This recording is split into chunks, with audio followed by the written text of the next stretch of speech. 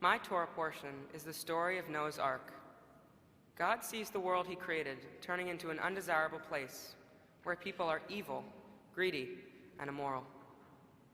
God decides that it's time to end all flesh due to the evil in the world. However, God decides to teach one righteous man, Noah, how to survive the flood that he is going to create to destroy everything alive. The only condition is that he has to follow God's instructions on building an ark to protect 2 of every living creature. Noah was 600 when God started pouring rain upon the earth for 40 days and nights, killing everything in its path.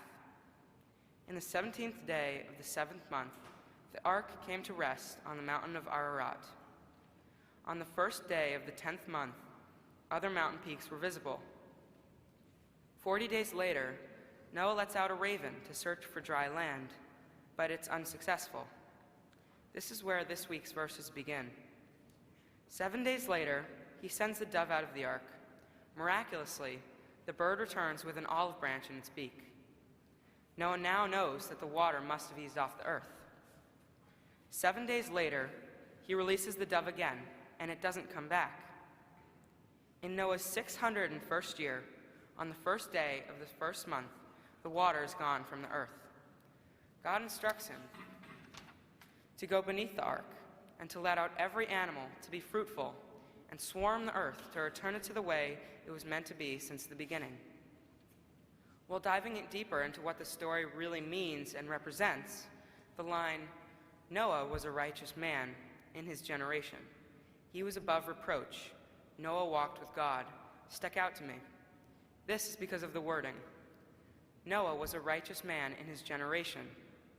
Many people, including me, always assume that because Noah and his wife were the only ones saved from the flood, he was a man who always followed God's teachings, and he was a perfect role model. However, this may not be true. He may have been a gold coin in a sea of bronze coins, or he may have been a silver coin in a sea of bronze coins. Regardless, he was surrounded by a world of greed and evil. If he was righteous in his generation, although this may not mean that he was a perfect man, we still know that he lifted himself above the low standard that people were following at the time. I think that if Noah was truly the golden coin, he would have done what Abraham did in the similar story of Sodom and Gomorrah. God sees evil in the 2 cities, and he speaks to Abraham, telling him that he's going to destroy the 2.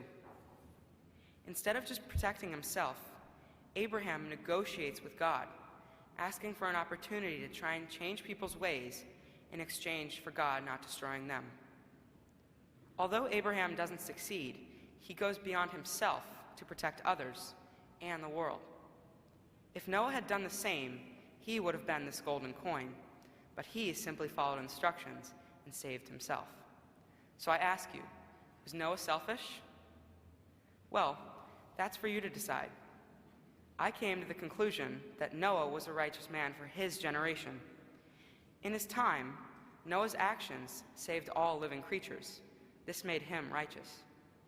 People today are like Noah. We all need to survive. We live in a fast-paced world surrounded by corruption, violence, hate, the unknown. Although people may want to be good role models, at the end of the day, life is survival, and people need to look out and protect themselves. So, it's harder than ever to raise oneself to a standard higher than the expectation, and it's more vital than ever.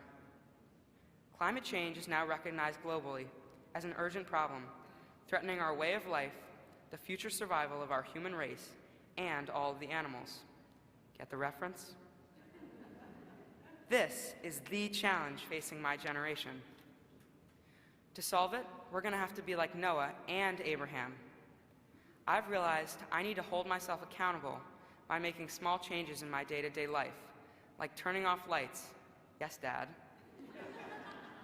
using a reusable water bottle, riding my bike, and even picking up littered bottles on the street.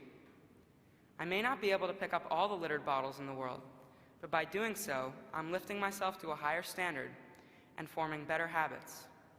We can't simply think about ourselves and what's convenient. Although the predictions regarding climate change are dismal, Just like Noah's dove returning with a branch on the seventh day, there is still hope. Our solution is found within one another. The world will not be saved by one Noah. It must be billions of Noahs, who all have the same bold intention as Abraham, united in purpose to save our planet. Shabbat Shalom.